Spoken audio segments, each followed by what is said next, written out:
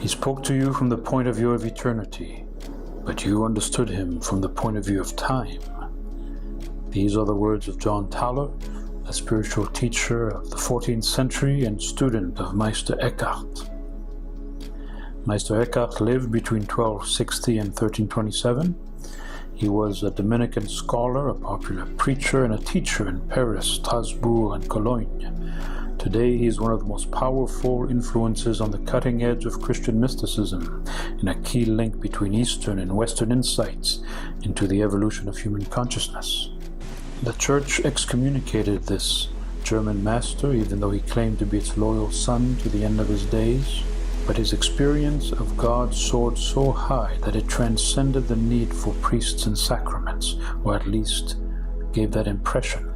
Everything he wrote concerning the encounter with the divine was based on immediate personal experience, and that is why he is as vital a guide in the 21st century as he was at the beginning of the 14th.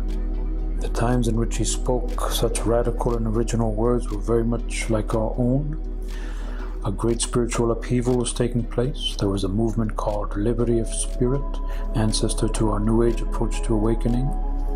A new enlightenment brought by the discovery of Arabic, Hebrew, and Greek thought was causing people to found their beliefs on reason rather than on the heart. At the same time, universities were packed with pedantic, hair-splitting academics utterly insulated from the life-giving depths of the faith.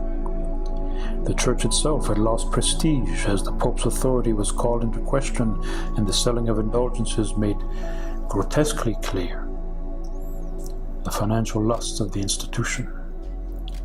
Finally, a great many lay movements were rising in reaction to the sterile teachings of Rome. Men and women who were seeking the living waters of spiritual consciousness came together to create loosely connected groups such as the Friends of God, and magnificent works like The Imitation of Christ, Theologia Germanica, and Mechtilde of Magdeburg's The Light of the Godhead. Not to speak of the extraordinary music of Hildegard von Bingen. The visionaries born from the religious turmoil of the 14th century, Jacob Boehm, John Ruysbroek, Julian of Norwich, were all influenced by the mighty spiritual light of Meister Eckhart. Eckhart's legacy includes spiritual treatises such as the Book of Divine Consolation, the Talks on Instructions, and On Detachment. The flight of his thought was so lofty that in modern times parallels have been drawn between his insights and those of Zen Buddhism. Even a cursory review of Eckhart's sermons and writings will reveal this unique connection. He says of the Godhead, for example, "He is He because He is not He." The contradiction can be comprehended by the inner man, not by the outer man. Eckhart is referring here to his view that at the heart of God's identity is the fact that He must go out of Himself, the very essence of love. In considering the reasons for his condemnation, it is essential to understand that Meister Eckhart spoke to a variety of audiences, and most especially to the Dominican nuns who were highly educated and deeply mystically inclined. It is true that the sublime teacher spoke words and used images which were often difficult to grasp by those unfamiliar with the inner experience he was attempting to describe. Eckhart had an extraordinary modern understanding of the nature of being and of human psychology. He saw us as fragmented and separated from our source of origin with an irrepressible orientation toward our spiritual unity. But he provided no dogma as signposts on the way. He considered it better to say what God is not, rather than what God is. He believed that each had to find his or her own path to the Godhead within, and that this search could take place anywhere. In simplest terms, he believed that God is immediately present to us, and that through the abandonment of our lower selves and their world of multiplicity, we can be filled with the eternal illumination of the unmediated inexpressible Godhead. In one of his best-known sermons, "The Kingdom of God is at Hand," Meister Eckhart states that man's blessedness depends on his awareness and recognition of the highest good, God Himself. He hints at this view of reality when he states that God expects the soul to progress to the point where it may receive much. Progress is therefore equated with knowing, a knowing which is not based on empirical observation or rational comprehension, but rather on an inner, higher level of consciousness which transcends the material world. Meister Eckhart considers the intellect as the element in us which opens onto higher spiritual spheres. This perception makes of it far more than the workings of the reasoning mind. The intellect is the agent within the soul, which is perfectly sensitive to God, because it is of God's order and not made from nature. Awareness of reality comes through the development or transformation of this agent into God. The consciousness of the nearness of God reveals for Eckhart that all reality depends on the invisible and immanent reality of the divine. My being depends on God's intimate presence. The material, historical dimension of reality is seen as the lowest level from which the soul must become detached. This most important idea of detachment assumes that time and space are fragments, and that unity is found only in God. As heaven is therefore outside of time and space, so the soul must be equidistant from every earthly thing. The soul's knowledge of God is hindered by time and space because their multiplicity veils the unity from which everything comes.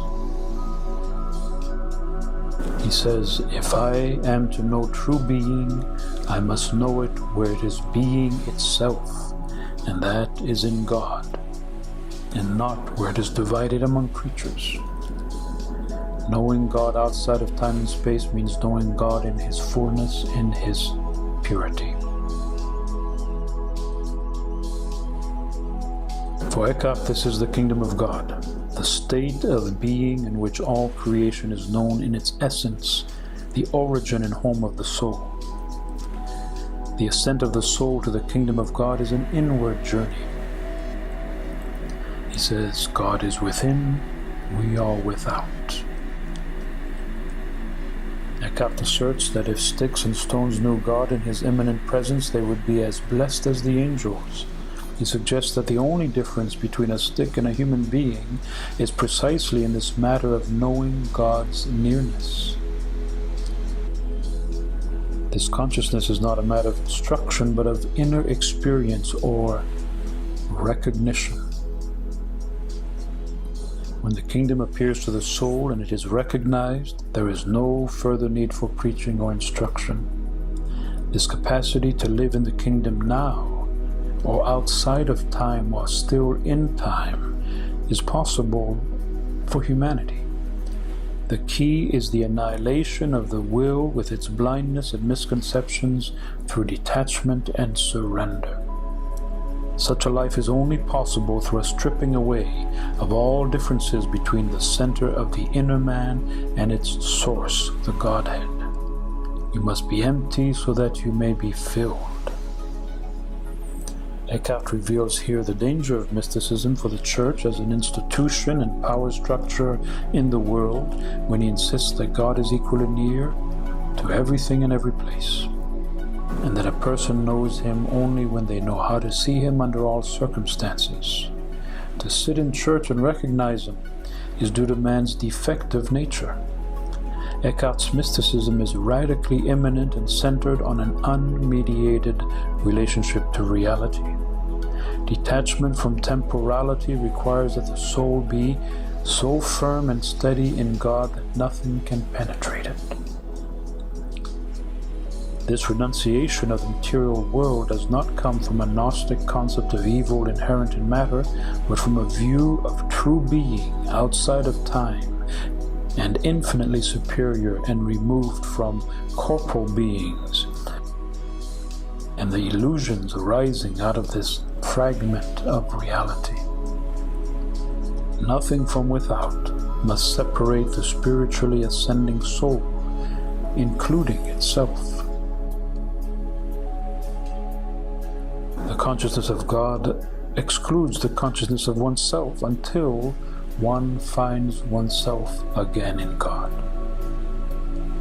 Here Eckhart is suggesting a merger with the divine, where no medium separates the soul from the Godhead. The intellect must have no existence of its own in order to be filled with the only true existence. This union is accomplished in the moment when the receptive intellect is transformed into the fullness of God. Becoming one with the Spirit of God is the way to unity, rest, and true freedom.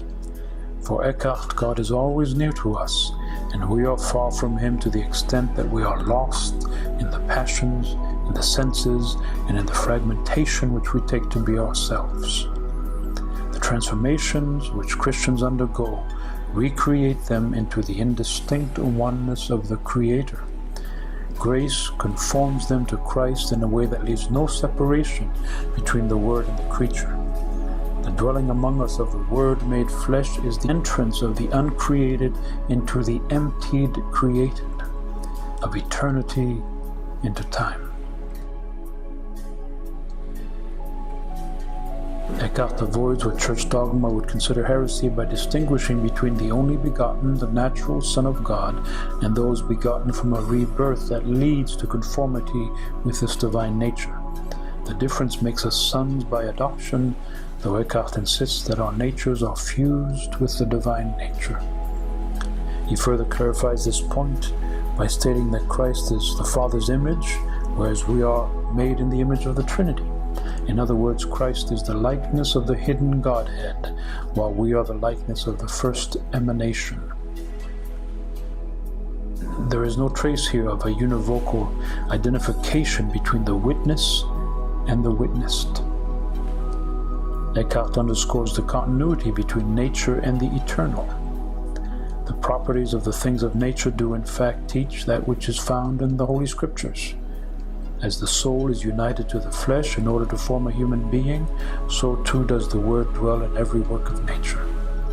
The same act of existence, the Father's begetting, is found in all that lives.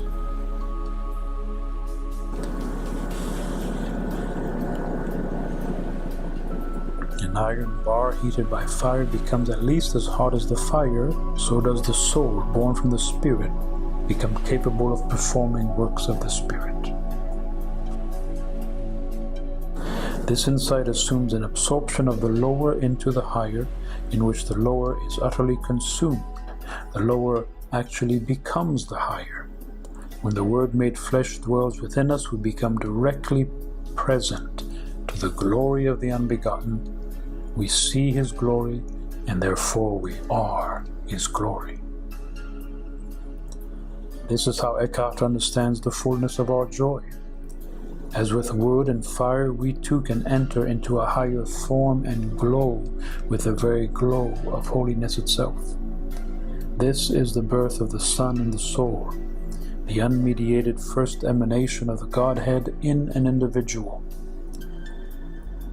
Multiplicity, restlessness, changeability cease only when there is no more becoming.